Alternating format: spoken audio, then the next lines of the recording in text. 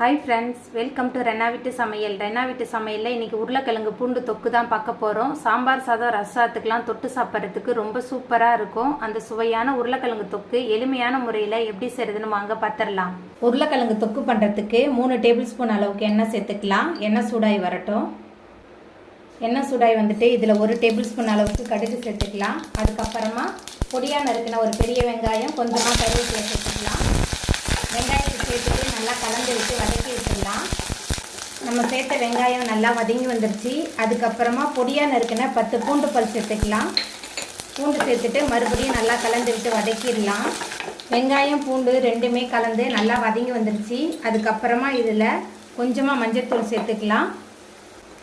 இது கூடவே காரத்துக்கு தகுந்த மாதிரி குழம்பு மிளகாய் தூள் சேர்த்துக்கோங்க. நான் 1.5 டேபிள்ஸ்பூன் அளவுக்கு குழம்பு மிளகாய் தூள் சேர்த்துருக்கேன். தேவையான அளவுக்கு கல்லுப்பு சேர்த்துக்கலாம்.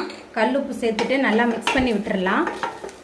பூண்டு அதிகமாக சேர்த்து செய்யும்போது தொக்கு ரொம்ப சுவையாக இருக்கும். அதுக்கப்புறமா இதில் கொஞ்சமாக தண்ணி சேர்த்துக்கலாம். தண்ணி சேர்த்துட்டு நல்லா கலந்து விட்டுறலாம். தண்ணி சேர்த்ததுக்கு அப்புறமா இந்த மசாலாவோட பச்சை வாசனை போகிறதுக்காக ஒரு 2-3 நிமிஷத்துக்கு நல்லா கலந்து விட்டுக்கிட்டே இருக்கலாம். மசாலாவோட பச்சை வாசனை போகிற அளவுக்கு நல்லா கொதிச்சு வந்துருச்சு. அதுக்கப்புறமா இதில் நம்ம வேக வச்சு மசிச்சு வச்சுருக்க உருளைக்கிழங்கு சேர்த்துக்கலாம். உருளைக்கிழங்கு சேர்த்துட்டு நல்லா கலந்து விட்டுறலாம்.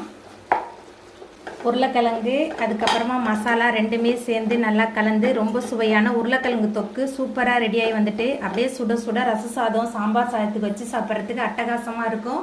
தயிர் சாதத்தோட கலந்து சாப்பிட்றதுக்கு ரொம்ப சூப்பராக இருக்கும். இப்போ நம்ம அடுப்பு ஆஃப் பண்ணிடலாம். அவ்வளோதாங்க, ரொம்ப சுவையான உருளைக்கிழங்கு தொக்கு சூப்பராக ரெடி ஆகிட்டு. இந்த சுவையான உருளைக்கிழங்கு பூண்டு தொக்கை நீங்களும் உங்கள் வீட்டில் செஞ்சு பாருங்கள். இந்த வீடியோ உங்களுக்கு பிடிச்சிருந்தா லைக் பண்ணுங்கள், ஷேர் பண்ணுங்கள், கமெண்ட் பண்ணுங்கள், சப்ஸ்கிரைப் பண்ணுங்கள். அப்படியே பக்கத்தில் உள்ள பெல் பட்டனையும் கிளிக் பண்ணிடுங்க. நன்றி.